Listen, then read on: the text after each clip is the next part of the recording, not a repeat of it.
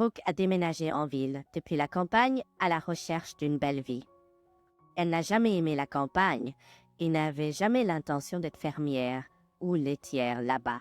Elle rêvait de devenir l'épouse d'un homme d'affaires pour se débarrasser de tous les problèmes et vivre comme une reine. Adet, à peine sortie de l'école, doit quitter la maison. Malgré ses mauvaises notes, elle a quand même réussi à s'inscrire dans un collège dans une ville voisine. Ici, Brooke a essayé de réaliser son rêve avec son énergie irrépressible. Cependant, ses tentatives pour attirer un fiancé riche ont échoué les unes après les autres. La jeune fille était perplexe car elle se considérait comme très belle. Mais finalement, elle a eu la chance de rencontrer Dennis. Brooke pensait que maintenant, tout irait bien. Elle avait obtenu le ticket chanceux, mais ce n'était pas le cas. Dennis a disparu après quelques mois de fréquentation dès qu'il a appris sa grossesse imprévue. Brooke ne savait pas quoi faire car elle était maintenant sûre qu'avec un bébé, elle ne trouverait jamais de mari. Ses parents ne l'ont pas soutenue dans ce moment difficile non plus. Joss, nous t'avons dit de te concentrer sur tes études, d'après tout le reste. Pourquoi es-tu si stupide? Ton père et moi avons du mal à joindre les deux bouts, donc ne compte pas sur nous. Nous n'avons pas le temps de t'aider à élever le bébé, a déclaré sa mère fermement. Après ces paroles, Brooke se sentit très seule et décida d'interrompre sa grossesse. Mais même alors, tout pas tout. Il était trop tard et impossible de le faire. La jeune fille n'avait pas d'autre choix que d'accepter la situation. D'accord, que puis-je faire? Je vais devoir accoucher, mais je vais abandonner le bébé à la maternité, décida-t-elle. Malgré sa jeunesse, la grossesse était difficile. Des nausées constantes, une fatigue soudaine et des maux de tête faisaient que Brooke se sentait terriblement mal et ne pouvait pas accepter son destin. Ce matin-là, Brooke a commencé à avoir de fortes douleurs abdominales et elle a facilement deviné ce que c'était. Elle a appelé son amie Megan pour l'aider à se rendre à la maternité. Megan ne partageait pas les opinions de Brooke sur le bébé, mais ne pouvait pas la faire changer d'avis. L'accouchement était difficile, tout comme la grossesse. Peut-être que c'était la punition de Brooke pour ses mauvaises pensées et actions. Elle n'a pas pu bien voir le visage du nouveau-né à cause du stress intense qu'elle venait de vivre. Mais elle a remarqué comment les médecins se regardaient perplexes. Quelque chose devait être faux, pensa-t-elle, mais elle était tellement épuisée qu'elle ne pouvait pas demander ce qui n'allait pas. Le bébé n'a pas été amené dans la chambre de Brooke pendant un temps suspectement long. Enfin, le soir, une infirmière est entrée avec le garçon dans ses bras. « Le bébé va bien. Il y a un problème. » Brooke a levé les yeux et a poussé un soupir. Oh non, il avait les yeux qui regardaient dans des directions différentes. Un terrible strabisme. Brooke avait voulu abandonner son enfant auparavant, mais ce problème ne laissait aucun doute sur la décision. Le même jour, elle a écrit une demande pour abandonner son nouveau-né. Tout le monde à la maternité l'a persuadée de prendre le bébé. Votre fils a de bonnes chances de guérison complète. Ne le laissez pas, car vous le regretterez plus tard, a déclaré le directeur de la maternité. Mais Brooke était inflexible. Elle était sûre que si le bébé était avec elle, elle travaillerait jusqu'à sa vieillesse pour une bouchée de pain et souffrirait avec un enfant handicapé. Ce n'était pas la vie dont elle rêvait. Pendant 2 jours de plus, Brooke est restée à la maternité. Le personnel médical espérait que son instinct maternel se réveillerait en elle, mais rien de tel ne s'est produit. Elle est partie sans dire au revoir à personne, comme si elle était une criminelle. Quel dommage que nos persuasions n'aient pas fonctionné, pensa-t-elle. Elle comprendra plus tard qu'elle a fait, mais il sera trop tard. Eh bien, enregistrons l'enfant dans un orphelinat, dit le Dr Marshall, le directeur de la maternité. Attendez, ne vous précipitez pas. S'il vous plaît, je veux prendre cet enfant dans ma famille, dit timidement le Dr Julia Scott. Elle était obstétricienne gynécologue et était respectée non seulement par ses collègues, mais aussi par ses patients. C'était pas surprenant. Elle était compétente, réactive et de bonne nature. Seule une chose assombrissait sa vie. Dieu ne lui avait pas donné d'enfant, et elle avait déjà plus de 40 ans. Julia était mariée depuis plus de 10 ans, avec une série interminable d'examens médicaux, d'analyses et de traitements pour l'infertilité, Mais malheureusement, tout en vain. Malgré d'énormes espoirs, la grossesse n'a jamais eu lieu. Julia avait entendu de nombreuses histoires de couples qui avaient adopté un enfant dans un orphelinat et ensuite Dieu leur avait donné leur propre enfant. Elle avait également lu sur Internet que si l'enfant adopté avait un handicap physique, elle serait certainement enceinte. Elle n'avait jamais cru à ces bavardages humains auparavant, mais maintenant, alors qu'elle était vraiment désespérée, Julia était prête à croire n'importe quoi. Lorsqu'elle a appris qu'une des mères avait décidé d'abandonner son bébé avec un strabisme, elle a immédiatement pensé « Pourquoi ne pas l'adopter ?» Julia a tout raconté à son mari et il a accepté, surtout parce que sa femme était obsédée par l'idée d'avoir un enfant. Et ainsi, assise devant un docteur Marshall surpris, Julia a expliqué tristement « Vous voyez, mon mari et moi n'avons pas d'enfant. Je ne peux pas tomber enceinte. Nous avons tout fait pour que ce moment heureux arrive, mais ça n'a pas marché. Alors, il est adopté. J'admire votre décision, Julia, a déclaré le docteur Marshall. Tout le monde n'oserait pas prendre un nourrisson, et encore moins avec un problème. Mais allez-vous y arriver? Aurez-vous assez de force pour ça, docteur Marshall? Oui, nous allons essayer très très fort. Nous avons déjà trouvé une clinique où ils peuvent opérer les yeux du bébé, a déclaré Julia, satisfaite du soutien du directeur. Tant mieux pour toi. Alors nous agirons. Adopter un enfant est très difficile, mais j'espère que ça se terminera bien. De plus, l'enfant n'est pas complètement en bonne santé, donc les chances sont grandes. Le médecin-chef a rassuré Julia. Julia est sortie de bonne humeur. Elle va avoir un bébé. À ce moment-là, elle ne savait pas combien de difficultés l'attendaient. Julia et son mari ont dû traverser plusieurs épreuves bureaucratiques avant que Zachary, comme ils ont appelé leur fils, ne rentre à la maison et devienne un membre à part entière de leur famille. Les futurs parents ont enduré tout cela et Zachary est devenu leur vrai fils. Tout était heureux et le bébé a eu beaucoup de chance de trouver des parents tout de suite. Après tout, la mémoire d'un enfant ne retient pas les souvenirs des premiers mois de vie. Ce n'était pas facile pour Julia et Kevin dans les premiers mois de vie avec le bébé. Ils avaient toujours vécu uniquement pour eux-mêmes, et maintenant, ils devaient oublier le calme. Le bébé demandait constamment de l'attention. De plus, il fallait traiter le strabisme car l'opération devait être faite avant que l'enfant ait 5 ans pour un résultat favorable. Julia s'est préparée avec une attitude positive.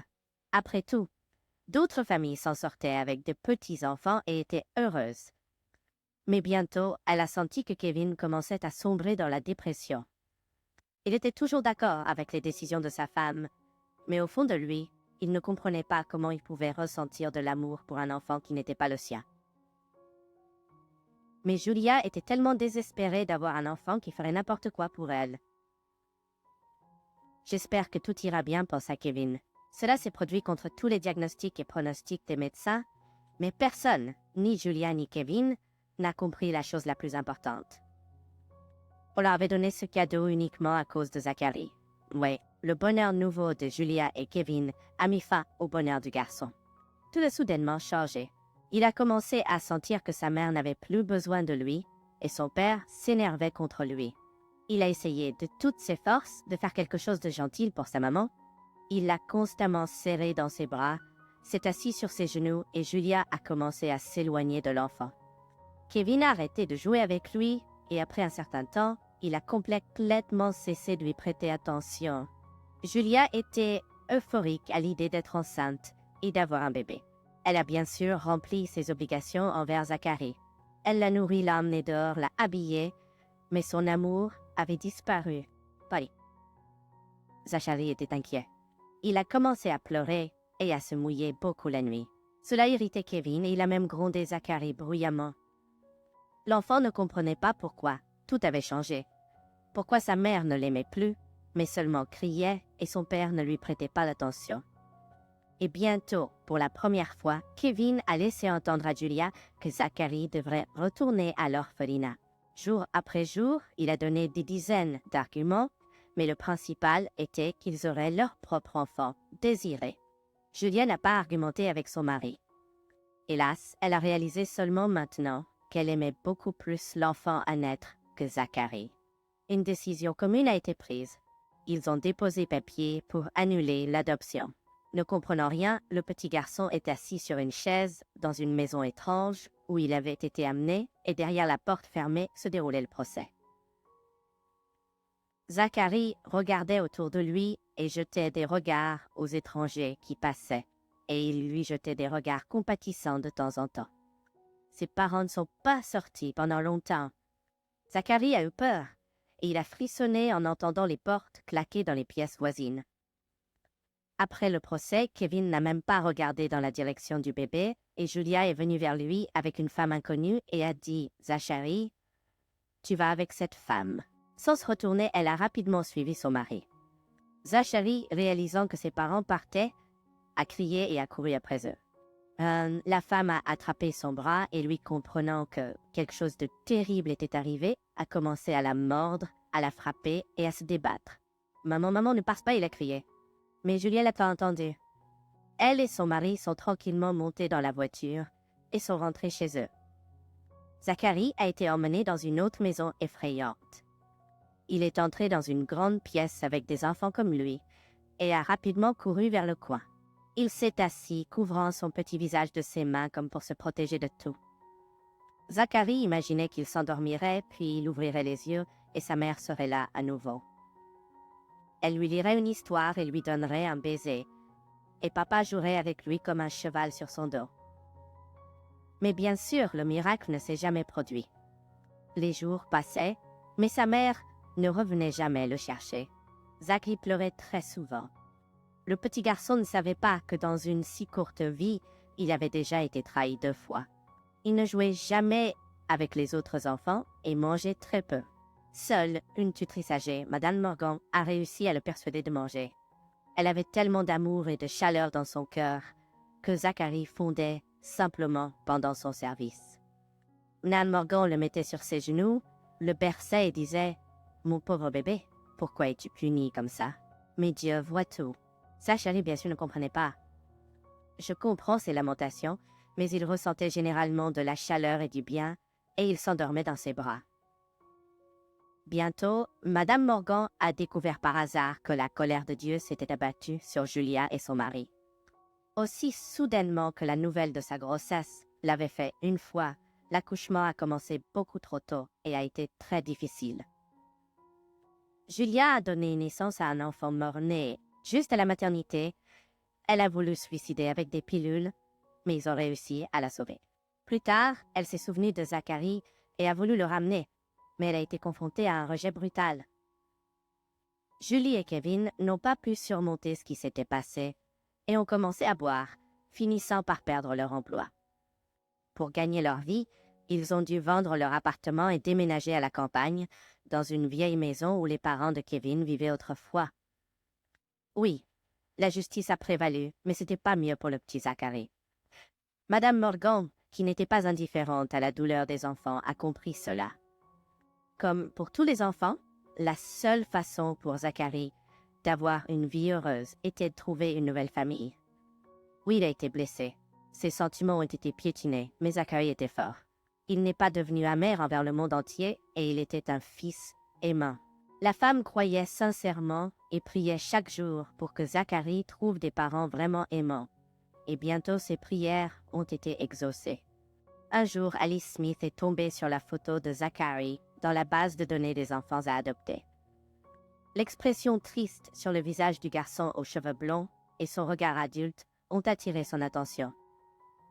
C'était comme s'il disait « Aide-moi maman, sauve-moi ». Et quand la femme a remarqué que le bébé avait les yeux malades, elle n'a pas pu retenir ses larmes. Le désir de l'accueillir est survenu immédiatement.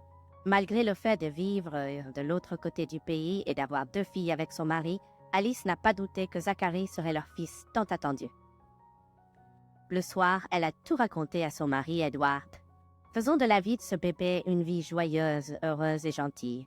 Je suis sûre à 100% que nous pouvons le faire », a dit Alice. Et quand elle a montré la photo de l'enfant à son mari, il s'est exclamé « Il sera notre nouveau bébé. Et d'ailleurs, il est blond comme toi. » Lorsqu'on a dit au garçon que ses nouveaux parents venaient le voir, il ne savait pas s'il devait être heureux ou triste. Il voulait vraiment avoir une mère et un père, mais en même temps, il avait peur de tout perdre, comme la dernière fois. Mais Madame Morgan l'a rassuré en lui disant qu'il n'y avait pas lieu de douter et que tout irait bien. Il a pressé sa joue contre son visage ridé et l'a serré dans ses bras. Tous les doutes de Zacharie ont été dissipés lorsque Alice et Edward sont arrivés à l'orphelinat. La femme blonde aux yeux bleus et au sourire bienveillant a immédiatement gagné le cœur de Zacharie. Elle lui semblait une princesse d'un conte de fées. Edward l'a pris dans ses bras et l'a soulevé haut, lui coupant le souffle de plaisir.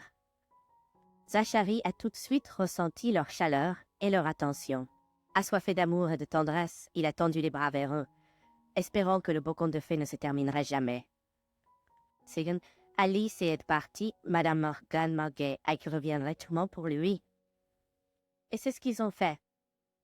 Les Smiths ont honorablement résisté à la bataille avec la machine bureaucratique pour adopter Zacharie. Lorsque le document tant attendu a été reçu, Edward et Alice ont emmené le garçon chez eux.